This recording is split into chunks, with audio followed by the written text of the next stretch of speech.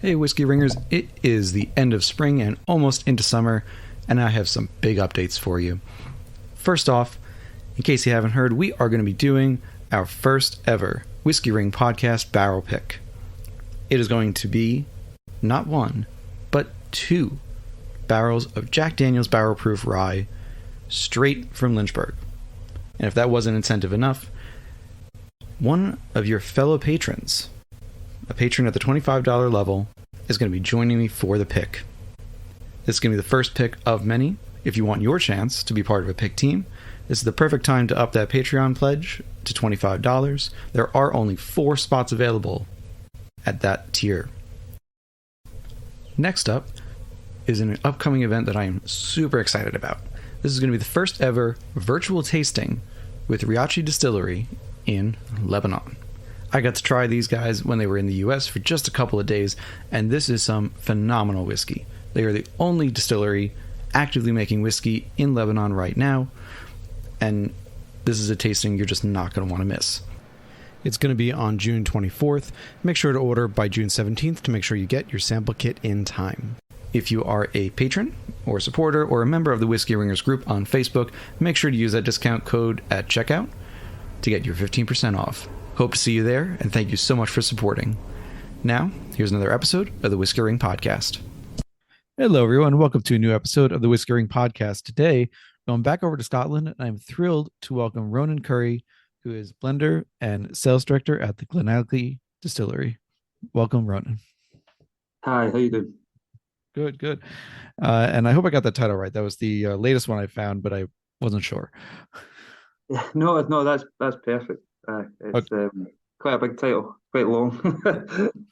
No problem. Again, thank you for coming on. We, just for a bit of context, we met at one of my favorite places to go, Travel Bar in the city. So shout out to Mike at Travel Bar for putting us together. I still can't recommend that place enough for anyone who just wants a great experience with whiskey in New York from all around the world.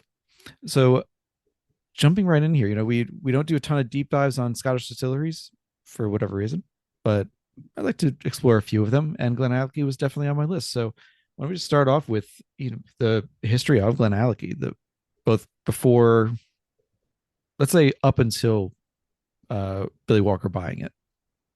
Okay, up until Billy Walker. GlenAllachie was a distillery that was built in the 1960s.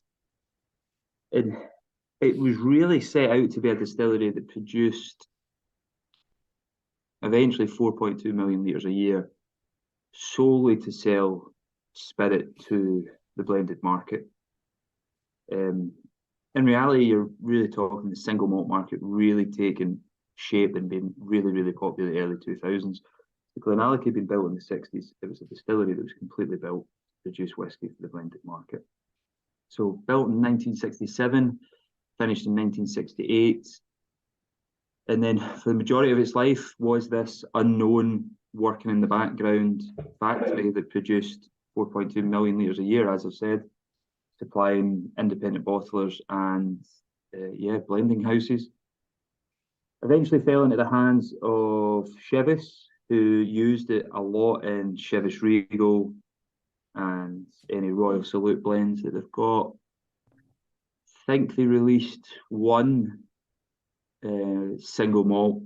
I think it was only released in the UK. It was a non-age statement. That was when they dipped their toe in the water with GlenAllachie and single malt, but then didn't do anything else from them.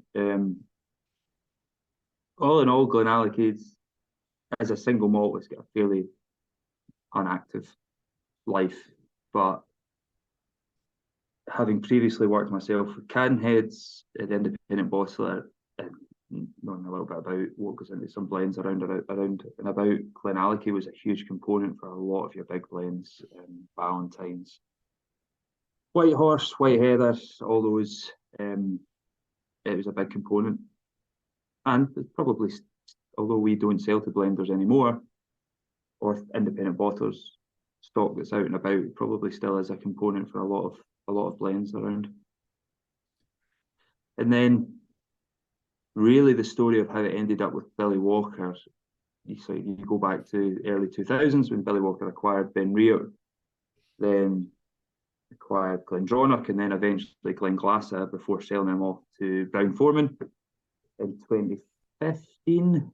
And Billy being the sort of whiskey legend that he is and sort of never wanting to stop, he purchased GlenAllachie in 2017 from Chivas, who he'll say himself he's had a great relationship with over the years as a blender back in his day of working for Hiram Walker and then Burn Stewart in the early 90s, and then eventually acquiring GlenAllachie in 2017 from them. So the most exciting part of GlenAllachie's history is from 2017 onwards, I would say. Fair enough, and we'll definitely get to that in a moment. I should jump in and say, as we're recording, because we're recording a little bit ahead of schedule, I have just gotten back from London about a week ago, and I had put on my calendar I really wanted to go to the Cadenhead shop in London. Yeah. And I ended up not doing so only because I went to Whiskey Exchange first and made a particularly pricey purchase and decided it wasn't worth my risking my wallet more to tempt myself there. But it is on my list to go next time. And the other the other part that I want to just go back on a little bit is that it being built in 67, 68, before the very current, like very contemporary new distilleries of today, let's say, Lochlee, Dalmunach, things like that, Harris, for, it was GlenAllachie was really one of the last, or at least most recent, big distilleries to be built in Scotland, kind of right before or as whiskey kind of crashed again worldwide, and as blends took over, or sorry, as blends remained strong, but as single malt was just starting, barely. You said they really took place in the 2000s, but as it was just starting to take place. So what does that mean for its history as well?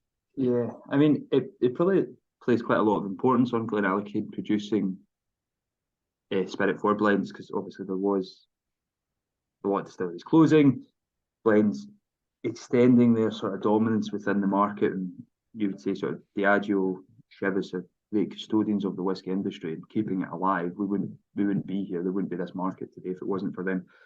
But yeah, you talk that one of the last big distilleries to be built, and even if you look at even now your slightly older new distilleries, like so Glengyle or Arden Merkin have been around for a while. These are still fairly small distilleries that have been built, not producing anywhere near a million litres, like below that. So yeah, 4.2 million litres in the late 60s is a big distillery. It is now dwarfed by even larger distilleries, older distilleries that have expanded. But yeah, at the time it was a big distillery. And if you ever visit GlenAllachie, and any listeners ever visit GlenAllachie, you can see it's not built as one of those sort of old school traditional distilleries that very picturesque and everything. It is built a little bit like a factory, but it is, it's a big distillery. We don't run it anywhere near its capacity. We don't put that stress on the equipment or the staff. We produce 4.2 million litres. I think we're down about 800,000 litres just now per year. So we're running a big old factory, like a small boutique distillery, which presents its challenges, but also presents its opportunities as well. And one more just kind of general question about the difference between, let's say, Scotland and the US in this. And I've asked a couple of other guests this as well, but Scotland has, I think at last counts, close to about 150 distilleries. Like there's a good number of them, but a lot of them, even to this day, still exist only for blending, or primarily for blending purposes, producing distillate for blending, I mean. And as such, the idea of visitor centers and touring distilleries, most of them, the majority at least, are not open to the public to do that kind of thing. Whereas in the US, there's been a huge push for every distillery has to have a visitor center, or a restaurant, a bar, all these things. Everything has to be glass enclosed so you can see every step of the process, kind of thing. I guess both before and after Billy buying GlenAllachie, do you you said that GlenAllachie was really a factory distillery, was working for blends for the most part. But you did mention if someone were to come and look at it. So is let's start with the first part of the question, which I always added these two-part questions and it's too much. So the first part is, what do you think accounts for that difference between Scotland and America in terms of a focus on the visitor center experience versus a working distillery that is meant just for producing whiskey and not as an experience? Yeah, so I think from Arran was built in the 90s, Arran Distillery in Lochranza, and then Glenglassaugh was early 2000s, I think it was complete. And they were probably your distilleries that were the first ones solely built to welcome people. The distilleries that you walk into the one room and you can see the whole process and you can actually move through the process sort of as it's happening. Any distillery really built before then, in my eyes, has sort of been built not with visitors in mind, because if you tour around GlenAllachie, you have to double back in yourself, you have to go up and down, and it's not a natural flow of how a tour should work. And if you ever visit any older Scottish distillery, you'll see it doesn't naturally flow. It does flow, it's sort of been manufactured in that way to welcome visitors. We now have a visitor centre. We're about to open a bar on site. I think as an industry, we've moved fairly significantly into the direction of allowing people to come onto the site and welcoming them visitors to the distillery, showing them around it, being more open. I think it's just something where, as a whole industry, we have shifted quite a lot very recently towards. But that takes time for us to change here. And there are some traditionalists probably out there that would say that if you shouldn't be on site, visitors shouldn't be on site having a look around and a nosy at everything. I do think obviously money is a factor, but when it comes to building a American whiskey or a bourbon or a whatever distillery in America, yeah, you try to welcome people on the site. I always find you do events, or whether it's sporting, whether it's sort of event attendance and music festivals or whatever, or distillery attendances. America always seems to do it a little bit better than we do. But maybe we're just more traditionalist in our approach to things. I don't know, but so there's an argument for both sides in this one for sure. And like some of the older distilleries too, it's just not possible with the going back and forth. Probably the closest you could get for some of them would be comparable. I'm thinking to like the Johnny Walker experience in where you do it. It's an offsite, still immersive, still a lot to teach you, but it's just not practical to bring people onto distillery grounds for some of these. But yeah, so it's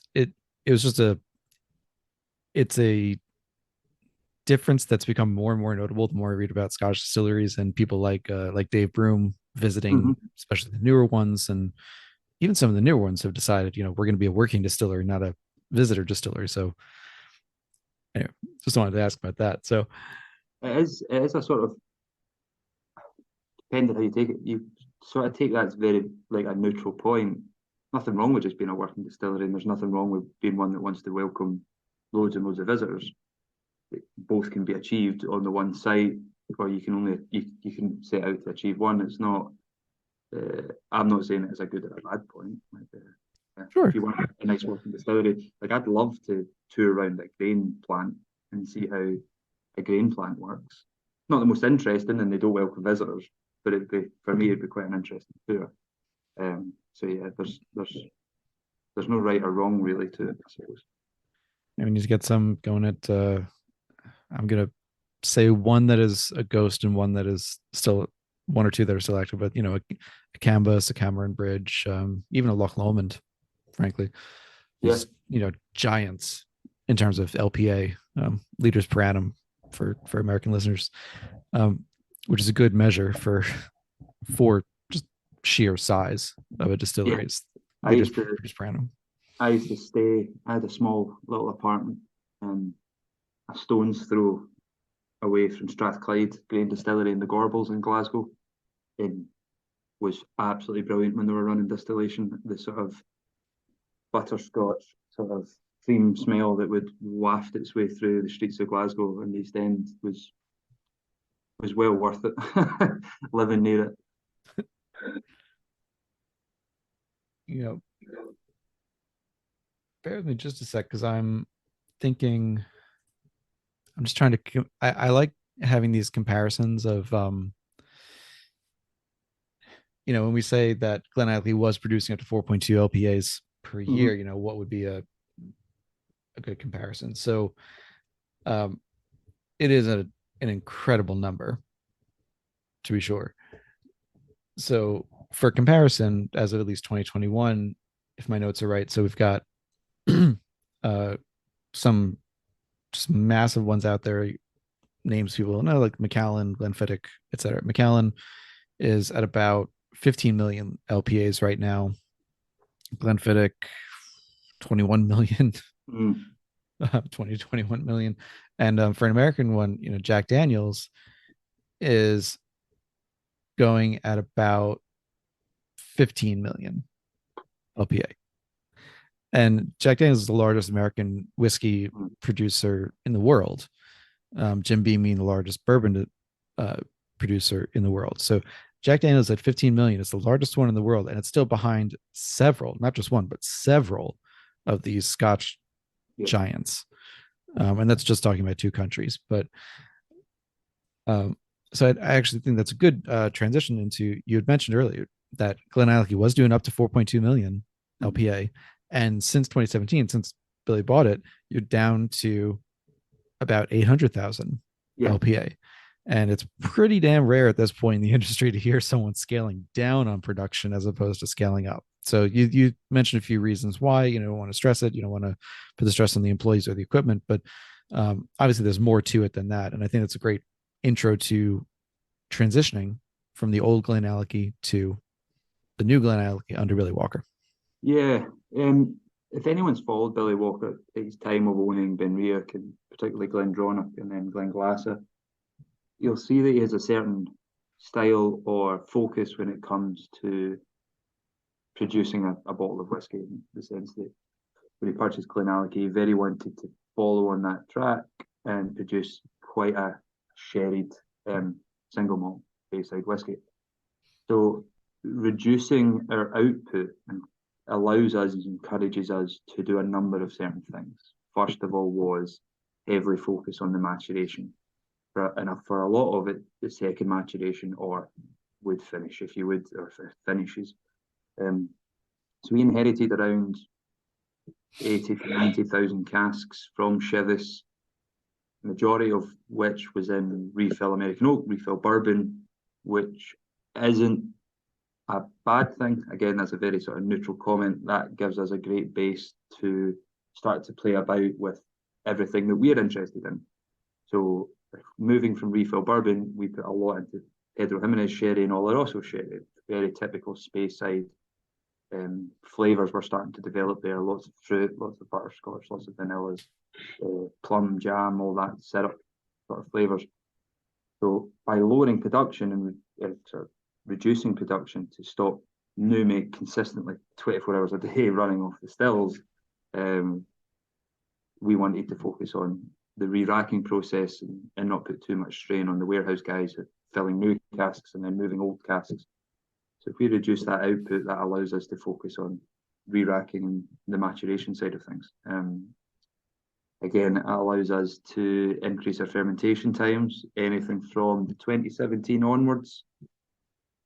Produced at GlenAllachie Distillery will now be 160 hours fermentation, which I ignorantly don't know of any other distillery that is doing as long as that.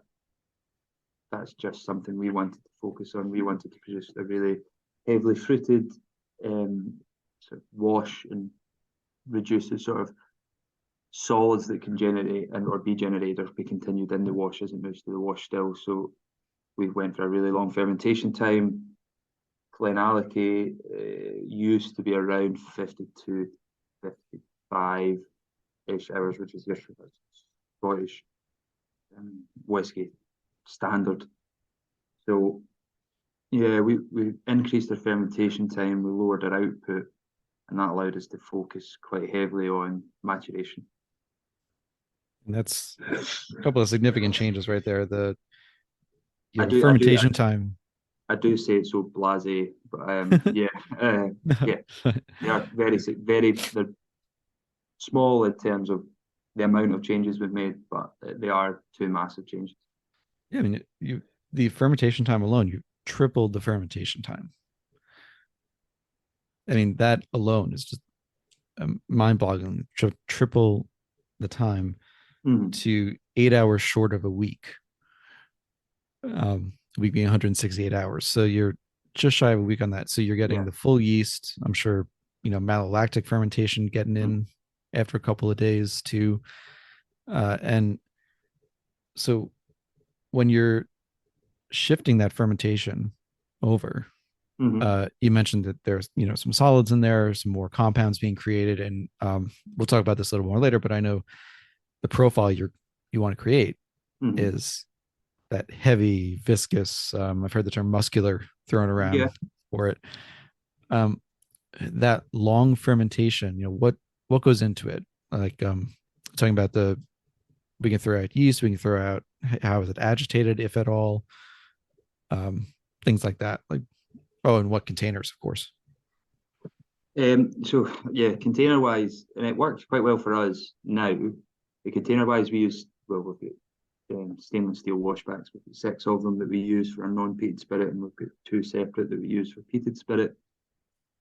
Stainless steel works really well because, secondary fermentation sort of starts after 50 odd hours, so you start developing different types of flavour after that.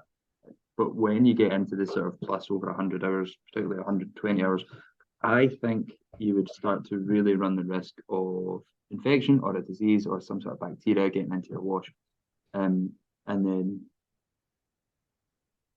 from speaking to our 2 fantastic stillmen, they would suggest that you can only start to really develop a smell of your wash has been infected when it starts running off the still, and by that time you're too late and it's went through the pipes and everything. So by getting into that longer fermentation time, the guys really need to watch it and test it and make sure that there isn't an infection or any unwanted bacteria there.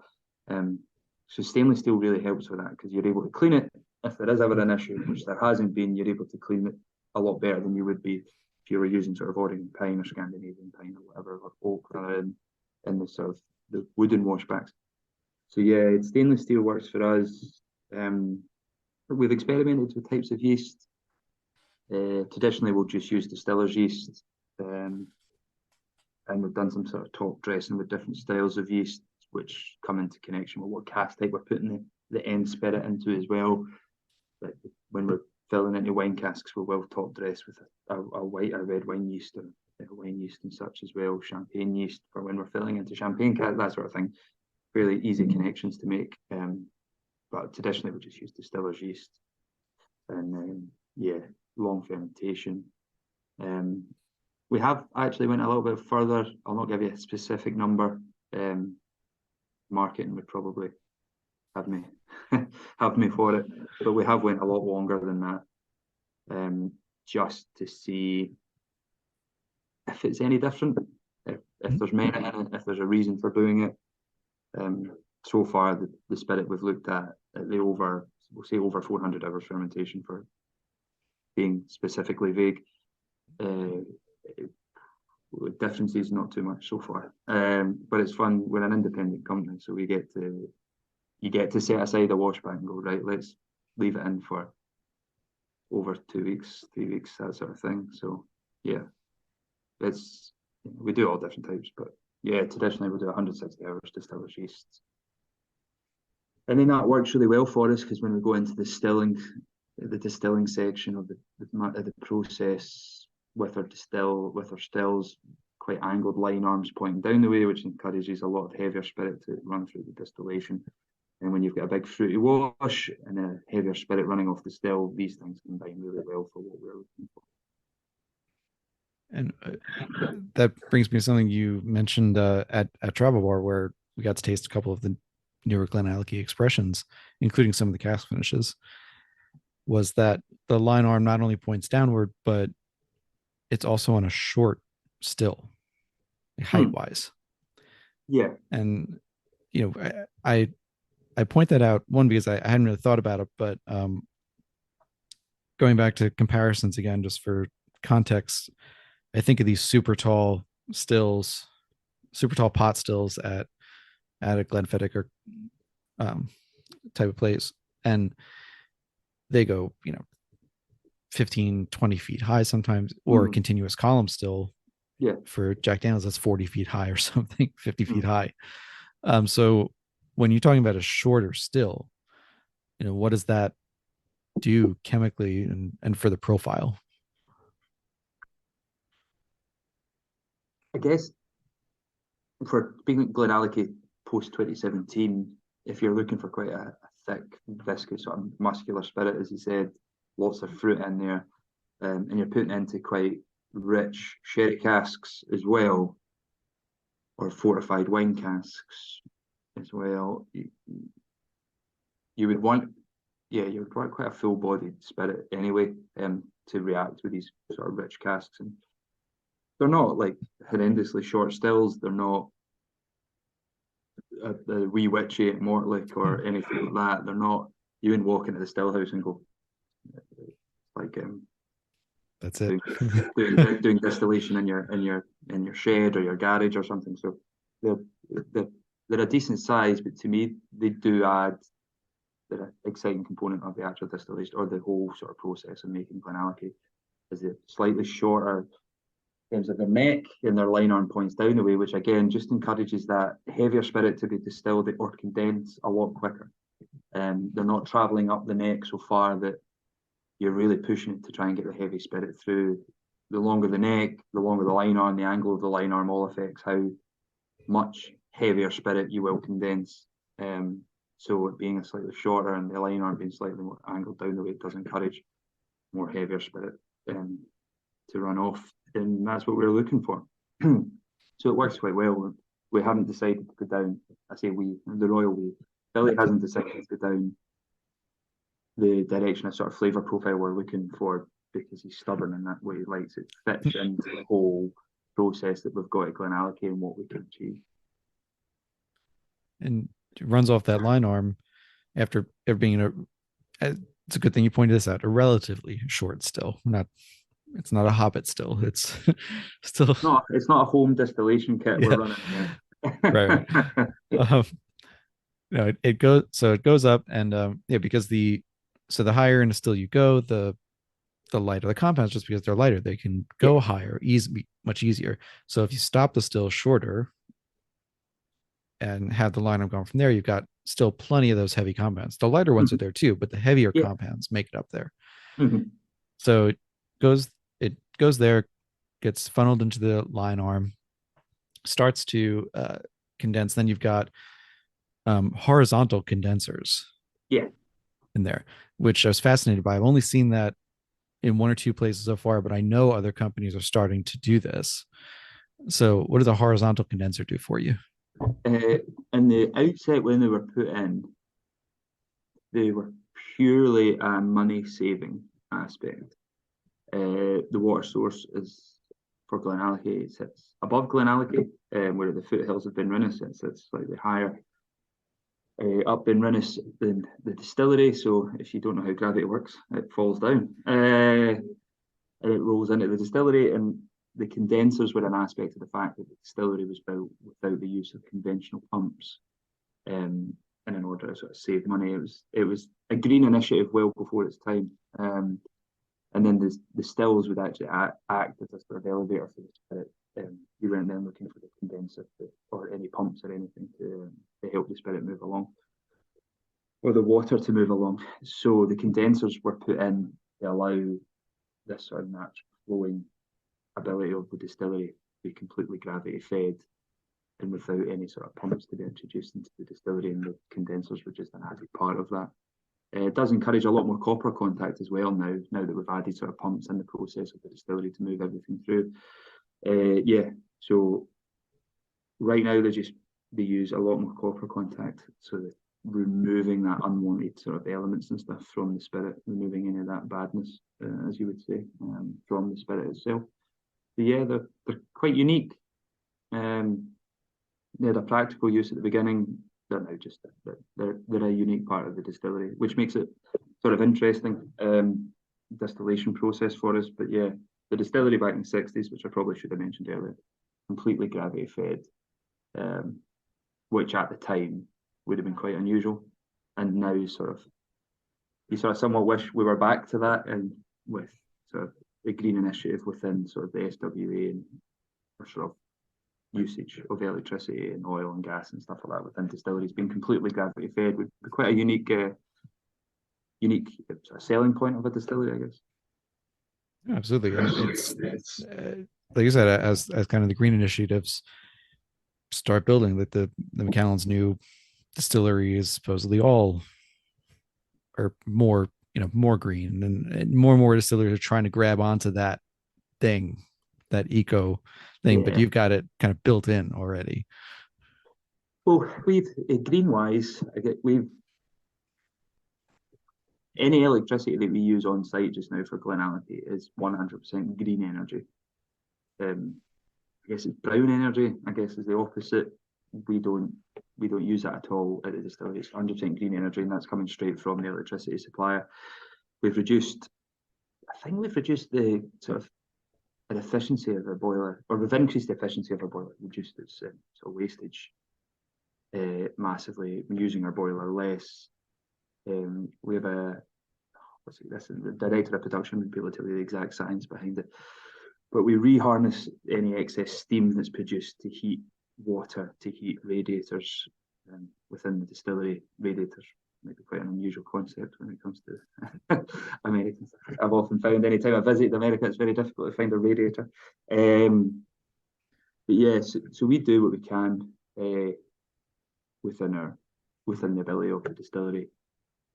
We aren't 100% convinced that burning trees is the best thing for the environment. We're yet to be convinced that chopping down trees, taking CO2 and turning it into oxygen is the best thing for the environment. It might be the best thing we have right now, but I can see the Scotch industry moving quite quickly past biomass boilers. I think it's for me, and I'm purely just spectating on this or speculating. I've got absolutely nothing to base this off on, rather than just my own hunch. But I can see us moving past biomass boilers pretty quickly. You can't just continually burn trees now and then plant trees and go, yeah, that's fine. That can't be the final solution for me. It doesn't make much sense. No, it's long term. It's just inefficient. Doesn't happen. It takes too long, and it's just bad for the environment. Particularly with other options now available, and it's when if it was the only option available, that's one thing, but you've got others now, so it's different. Yeah, for sure. So before jumping into the exploration of wood types and oak species and all of these that you've been working through, I wanted to jump back to something on the sales point and the business side for a second. So in going from not only 4.2 liters per annum to 800,000, becoming independent from a larger spirits conglomerate, no longer selling to blenders, and I think I heard you correctly, also not independent bottlers, or scaling down considerably independent bottlers too. There's kind of two angles to that to take, and the first one is when Billy Walker bought GlenAllachie and decided that was going to be the case. They were no longer going to sell to blenders, that you're just going to scale back. What was that conversation like, or what do you think that conversation was like with the blenders who have been depending on GlenAllachie malt for so long?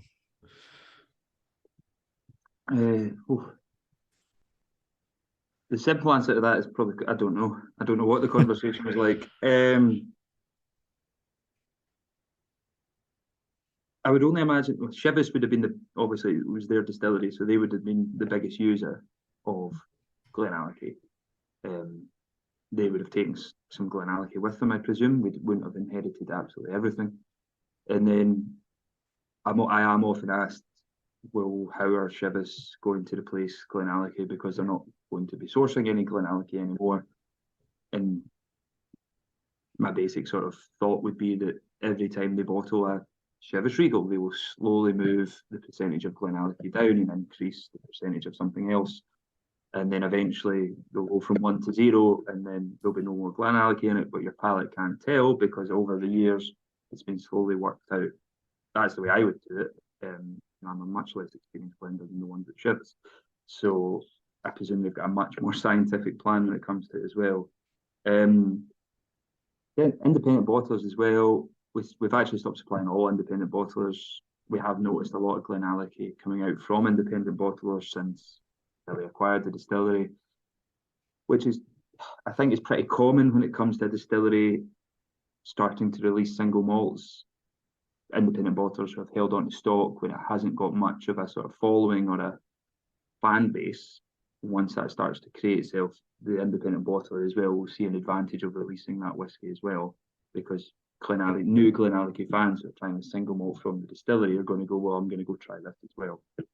And a good independent bottling, a Gordon and MacPhail, Berry Brothers, Cadenhead, they release a GlenAllachie. That's introducing people to GlenAllachie for the first time that they might have never tried before, and then they might decide to come over to the distillery and try what we do. Just it can benefit one another, but I'm obviously saying that having worked for Cadenheads as well before, so maybe I'm slightly biased. I know some people don't like it from the bottlers and stuff, but if they can help. It's a good perspective. Yeah. Yeah, it's a great perspective, and I look to, you've got in Scotland, you have that long history of independent bottlers. Yeah, going back to it, because Cadenheads was the first, right?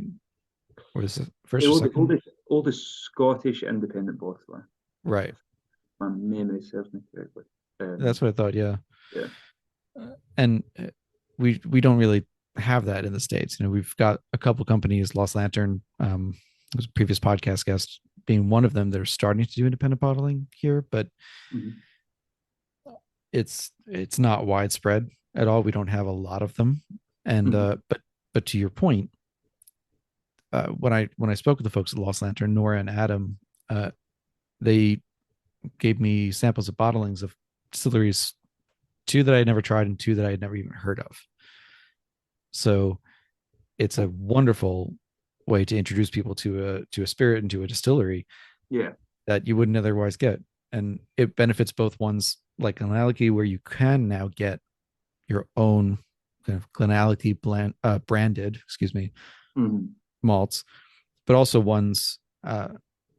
I usually go to the example of Kalila, where they have 1, maybe 2 products that they put out on their own, but the rest of it comes out either in a blend or by independent bottlers.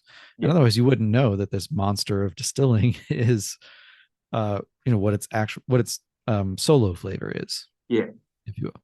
So it's a great thing to do. So that was one side of the business question. And then the other side being, of course, when you decide not to sell to blenders or to independent bottlers, that's a huge market and revenue source that you're losing. All the while you're reducing production and refocusing. So what did that look like in terms of saying, we've got 80 to 90,000 barrels of stock right now, which isn't a small amount. It's a considerable amount, but it's irreplaceable in a certain way. You've got that much on hand. We're producing 1/5 of what we were before, and that stuff is going to take 8 to 10 years to get to where we want it. What did the kind of liquid strategy and business plan look like getting between 2017 and when you had enough of the new stock to replace those revenues?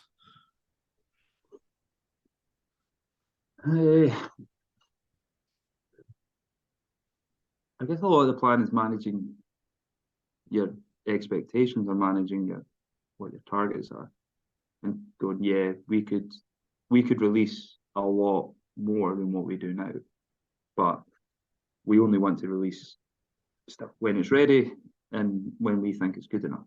And as I mentioned earlier about the quite large re-racking process that we had to go under when we acquired the distillery. So if you followed GlenAllachie for the now 5-6 years that Billy Walker's owned it, you'll have seen the actual spirit development move forward as well. So the plan was, and I didn't start at the beginning of GlenAllachie. I came, I think, 2 years in. So the plan for me that I could see at the start would have been to establish a brand, to introduce people to GlenAllachie's DNA, to let them know this is a single malt whiskey that's got a little bit different of a head start, a little bit different of a starting point, that it's from the 60s and we've got this much stock, but you've never heard of it. So you get this sort of, I'd say, the benefit of both worlds. You've got the stock and you can play around and you can release genuinely 18, 25, 30-year-old stock, but no one's ever heard of it. So you've got to establish this brand like a new distillery. So we're very much there's no point in running. Let's walk. Let's not push ourselves too much. Let's establish a product. Let's establish a customer base, a loyal customer base, releasing good products. And yeah, it's maybe quite strange for someone that works in a sales department to say, yeah, we could sell more, but what's the point in that? We're trying to establish a long-lasting brand and distillery that Billy's looking to pass on to future generations of his family. So why do it all in one generation when we can do it over 3? Like, if you know what I mean. We're not trying to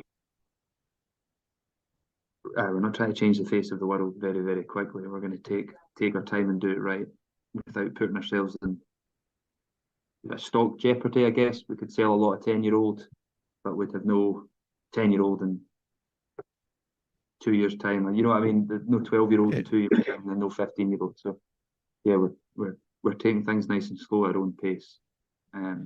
Yeah, trying to just release good whiskies, which is, I guess, the whole point and everything. Sure. And last question on the business front too, and I'm going to ask you a little bit to look into a crystal ball that technically isn't even yours at this point. It's Billy's crystal ball, but in a couple of interviews that he did in, let's say, 2021, 2022, in talking about the sale of BenRiach and Glendronach to Brown-Forman, several interviewers asked him variations of, what will you miss the most? What did you want to hold on to? And the answer he gave pretty consistently was that he wished he could have held on to Glenglassaugh a little longer, to see more of what was going on. Like, they had some great stuff ready to come out, but it was just time to sell due to partners and all, other things.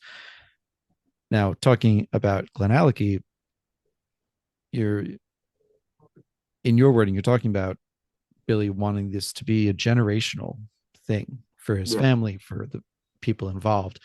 So the way that I'm hearing that is that he's planning that this is going to be something that he owns and his family owns for quite a bit of time. So does this mean, for GlenAllachie, there's no other partners, it's fully Billy, and is that what he envisions, that this is going to be in his family for the foreseeable future? Billy is the majority owner, I guess, of the distillery. He purchased it along with Graham Stevenson, who'd worked in the industry for a long time, Inverhouse, I believe, and then Tressa Savage as well, who he'd worked with at BenRiach, Glendronach and Glenglassaugh, and previously worked with Burn Stewart in the 90s as well. I think they'd worked for around 35 years together. So a team of 3 purchased the distillery, but Billy would have been the majority shareholder or majority owner in that. And he's the one that's, our master blender, master distiller, managing director, I guess, as well. Yeah. Right. So he's going to want it in his, so he's not a sole owner, which would make it, of course, makes everything easier. But still, he's not. I would imagine when he bought the other 3, he was not looking to sell them. He wasn't thinking about the day that he would sell them. No.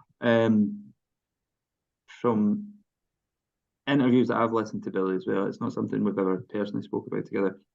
He had 2 South African business partners that he owned the 3 distilleries with, and they were looking to sell the business on, and you get outvoted and it sells on. But as Billy's the majority shareholder and majority owner of GlenAllachie, I think he would very much like to pass on his ownership of shares, if you would, or to his family for future generations to operate, to run, to enjoy the wonderful world that is whiskey with. All right, and with that, we'll go into the final portion, which was going to, spend about 10-15 minutes just talking about the finishes. And there's one part I forgot to ask you about in the process, which you mentioned a travel bar too, and I was fascinated by because I hadn't really thought about it, which was that for barley, the barley you use, you source it more from the East Coast rather than the West Coast because you get lower moisture content. Yeah. I hadn't really thought about the moisture content as much because we usually think of the differences in terms of starch versus protein and the ratio within there. And then the moisture is just what it is, and you reduce the moisture by any number of parts in the process. But by starting with something that has a lower moisture content, what does that mean? Like, explain that for the listener. What does that mean for your production and flavor and all that? Well, on a basic sense of the lower the moisture, it takes less work to reduce the moisture, and usually the higher moisture within the barley would result in lower yield for the same sort of tonnage. So for barley on the west coast, which has a higher moisture content, because although everyone outside of Scotland thinks it rains all the time in Scotland, it rains quite a lot on the west coast. It doesn't rain as much on the east coast. It is just a drier environment. So it does have a lower moisture content, but you still get lower the compound starch and stuff, but you would get a lesser yield. Purchasing malt from Crisp Malt, they're a large supplier within the Scotch industry. They'll source their barley from the east coast of Scotland, so you're sort of subject to where they source their barley as well, and the majority of that is grown on the east coast. You'll have Springbank do it, Clady do it on Islay, they'll grow what you would say is local barley for them, and having worked at Springbank as well, the yield on local barley growing mostly down to the water content, the higher moisture content within the barley. You do get less of a yield. It costs you more money because you're getting a farmer to grow it by itself, dedicate a field, and then you get a lower yield in the outturn. So it's not something that sustainably you could do for a longer period of time. It's something I'd quite like to do at GlenAllachie if we could grow our own barley, but I think our director of production, Richard, would have me for it as well. But yeah, East Coast barley has a lower moisture content compared to West Coast barley, and you get a higher yield per tonnage from it as well. There is a huge conversation within whiskey right now about terroir within barley, which is quite an interesting subject. A lot of people will say it's a thing. A lot of people say it's not a thing. A lot of people would say, you take away any of the terroir aspects when you go through the distillation process, which obviously wine doesn't, which is more heavily involved in conversation and terroir within wine. Barley is such an interesting topic. If you look at Waterford just now, they're doing a lot of work regarding the terroir within barley and where they source it from. But I don't. If you looked into the terroir of barley before, or the flavour profiles it can generate. Oh yeah, we're big fans of it on this podcast. Actually, I think as of recording, Mark Newton from Waterford would have been one of the maybe 2 or 3 episodes ago. But we're talking with him. I'm gonna be talking with Angelita and Dr. Herb from them as well about, because I'm fascinated with the terroir question. So, are you fascinated in the way that you believe it's a thing, or are you fascinated as just a subject? What's your both? opinion? I mean, both, but I do believe it's a thing. Yeah, I believe it's a thing if you, with the condition that you have to let it be a thing.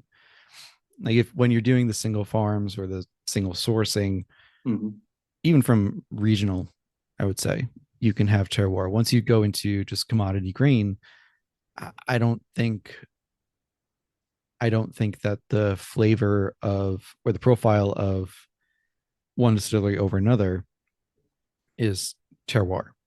I don't think regionality in type, if you go to lowland versus highland versus Isla, I don't consider that to be terroir. I just consider that kind of a regional specialty, if you will.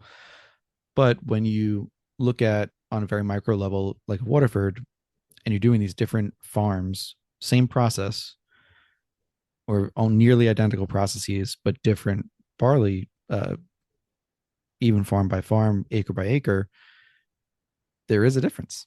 And I think it's, to me, it's empirical. It's shown both qualitatively in the taste, but also quantitatively in the research being done. So to kind of the TLDR version of that is that, yes, I'm a believer in terroir to a point. And I think it can very easily be overcome or overpowered by other factors, if you want it or even if you don't want it, and it's just not a focus of yours. Wolfburn Distillery captures the spirit of Scotland's far north. As the northernmost distillery on the Scottish mainland, Wolfburn ties together long fermentation, slow distillation, and seaside maturation for unique and superb character. Originally founded in 1821, this exceptional distillery was restored in 2012 to its original greatness, resurrecting a 200-year-old distillery on the largest blanket peat bog in all of Europe. Whether you're drinking Northland, Wolfburn's first expression, aged in American oak quarter casks, Aurora, a beautiful sherried whiskey laid down in a combination of bourbon and Oloroso sherry casks, Morvern, their lightly peated variety, or Langskip, their cask strength release, there's a Wolfburn for everyone. Arriving to the States later this year is their first permanent age-stated release, the 10-year-old. You can also find small batch releases and limited edition bottlings at specialty retailers across the U.S. Reach out to our friends at Impex Beverages for more information on where to find your favorite expression. Wolfburn Distillery. Fortune favors the brave. Yeah, I think you can really see. I think you see it within Waterford. If you try some local barley from Springbank, you can a 10-year-old local barley Springbank is different from a 10-year-old Springbank. But it's they would use, as you would say, commodity grain, but commodity barley. I think to really get a sort of flavour of it, or to really see the difference in flavours of it, you would have to use sort of refill bourbon casks as well. I think you sort of lose it if you start getting into the sort of heavily sherried or fortified wines and stuff. You're sort of covering up the differences in flavour. So if you were to focus on it, and that's something, a point you wanted to prove, you would have to put it into very specific casks. And obviously it's a study, so you'd have to put it in sort of a box and go, right, this is what we're looking for, and then do we achieve that? Yeah, Rob Arnold. Totally agreed. Is it Dr. Rob Arnold? I don't want to give him a doctor. Yeah. Take away his doctorate. I'm working on getting him on too. So yes, yeah. He wrote I read his book, Terroir and Whisky. I thought it was very, very interesting. I don't know if associating the word terroir with whiskey is the way we should go down. We should probably come up with another word. Why do we need to take the French word for it? Why can't we come out with something else? But I think, I would agree with you. Yeah, and the one other example I want to give too is you pointed out with Springbank with the local barley, Bruichladdich as well, using if you try the beer barley or bear barley. I always mispronounce that. I would say beer. I would say beer barley. Just okay. I usually go with that, and it's like a 50-50 shot, and I feel like it's 50-50 on Who Wants to Be a Millionaire, and you always choose the wrong one. So yeah, okay. So if you try their regular classic laddie, the Tiffany blue bottle kind of thing, and then you try the Isla barley, so it's grown on Isla, and then you try the beer barley, so you have that particular strain. There's a difference. It's just, to me, it's unquestionable that there's a difference, but they're purposefully trying to do that. And to your point about the casks too, with Waterford, I know it's not all ex bourbon. Like they have some ex wine casks and all of that in there, but to the control part of it, it's a consistent mix of casks. So you kind of know what you're getting with the cask, so you can separate that from what's changing in the barley part of the equation. But otherwise, yeah, if I were designing it, like you said, I would say just ex bourbon across the board, ideally from the same distillery, like make it all ex Jack Daniels barrels and um just or ex makers and just go with that. Um yeah. So that's kind of where I would Yes, go with that. we for GlenAllachie, bringing it back to GlenAllachie, we don't really terroir within barley is not something we really look at. What we tend to look at very typically as is in the maturation stage, and we'll look at different genuses of oak from around the world. And I guess you could delve deep and say that we're really looking at sort of especially when it comes to American oak, we're trying to source some Quercus garryana, we source some trees, oak grown in Ozark, some chinkapin oak, and the standard American virgin oak as well, Spanish, French, Portuguese, Hungarian, Ukrainian, Russian, Mongolian, Japanese, Scottish, all these different genuses of oak from around the world. And okay, they're oak and they're different genus. And what's the big difference between them? It's where they're grown, it's their environment, it's the side of the hill they were grown on compared to where the sun rises, what was round about them, and what different flavours that they picked up from the land, and what different flavours do they impart on the spirit. So we don't look at the barley's aspect of where it's grown and how it's grown and what genus it was. We'll look at the tree, which again is delving into something completely and utterly different that we feel hasn't really been focused on within the Scotch industry, but it's something we're absolutely fascinated by. Different genuses of oak and the flavours they impart, even within a relatively small continent in terms of its size, moving from Spanish to French to Portuguese, the flavour differences between these three are, pretty fascinating. Okay, I think it's a worthy and certainly at least equivalent kind of experiment, if you will, to the question of terroir. One's looking at the barley side of it, one's looking at the oak and the maturation. I'm a big fan of Doc Swinson's here in the US, and they put out they call it French toasted. It was MGP bourbon finished in new, so virgin French oak toasted casks.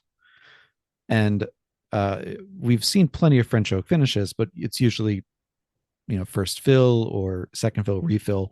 It's I can't remember, actually, now that I think about it, I can't remember a virgin French oak cask for whiskey because most of it goes to wine. Yeah. And so they used it from a particular area of this one particular forest. And to me, when I tasted it, I was like, this is like no French oak that I finished that I've ever tried before. Yeah. It's so different. And the question of oak species too. I mean, the Quercus alba, American oak, American white oak. Within that, you've got 60 plus different varieties. Not to mention just if you had the same variety from different areas. Yeah. And so it's fascinating.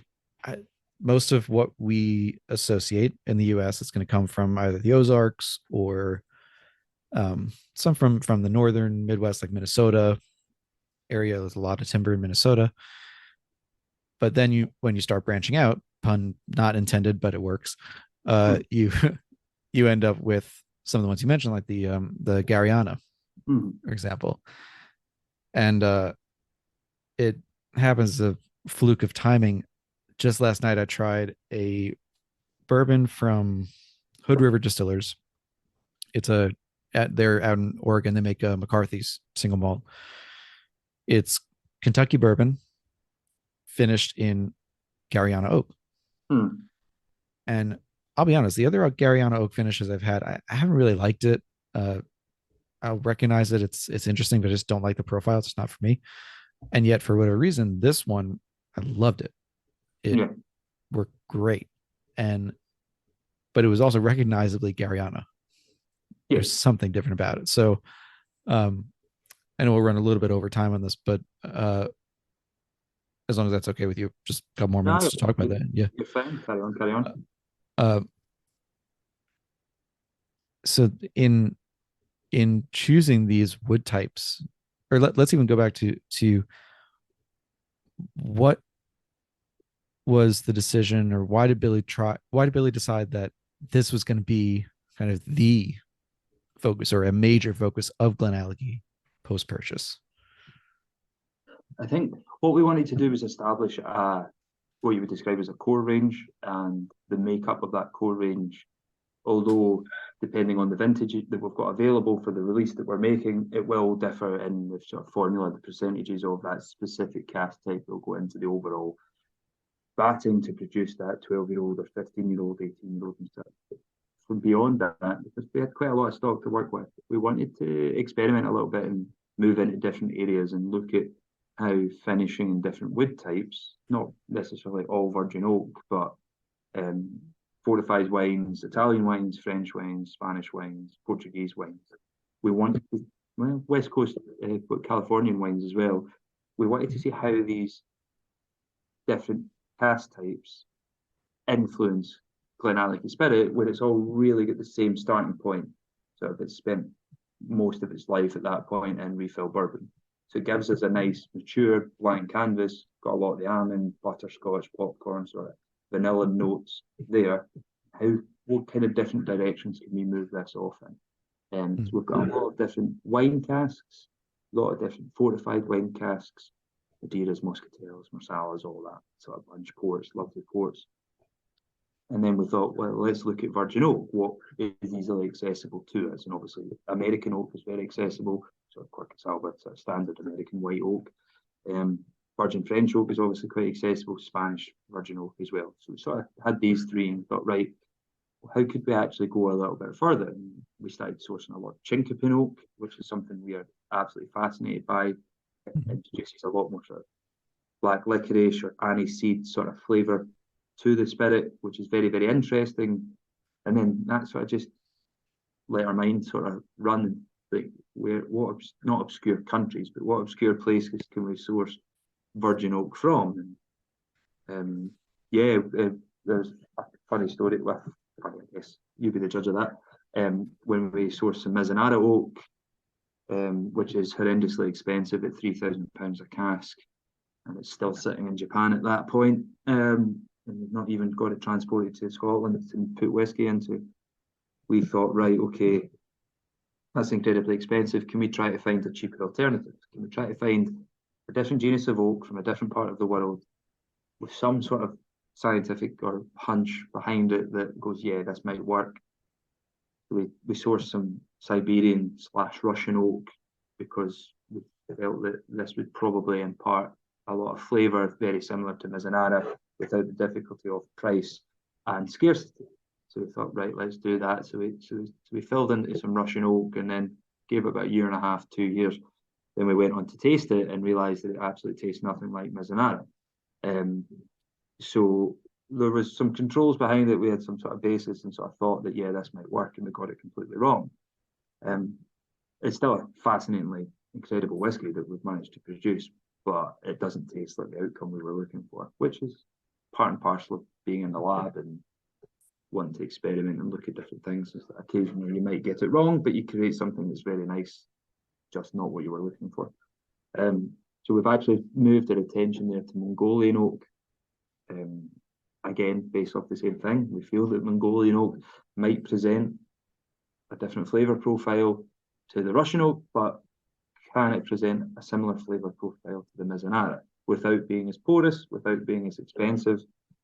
So we're looking at that now as well. But yeah, really what we wanted to do was see where we could take GlenAllachie.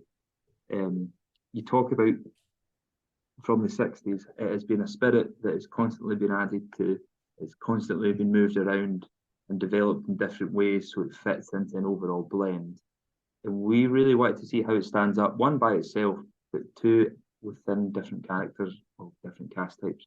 It is a versatile spirit. It has been since its birth. We just wanted to try and push that to different limits. And virgin oak is incredibly fascinating because you can easily overcook the spirit. You have to constantly monitor it, which makes the job difficult but interesting.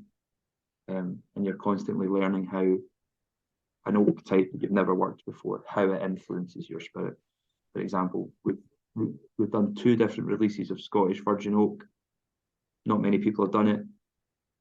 Yeah, I'm reluctant. We're not pushing boundaries. knocking down barriers or anything silly like that. We're just doing it because we want to see within ourselves what flavours it presents, and that's what we're doing with virgin oaks from around the world. Yeah, it's something we're quite fascinated in.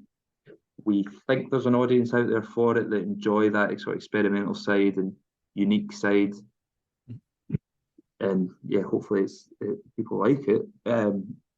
But we are just sort of having a bit of fun and seeing how it develops, and it's absolutely brilliant to be able to do that and have the tools to do it as well.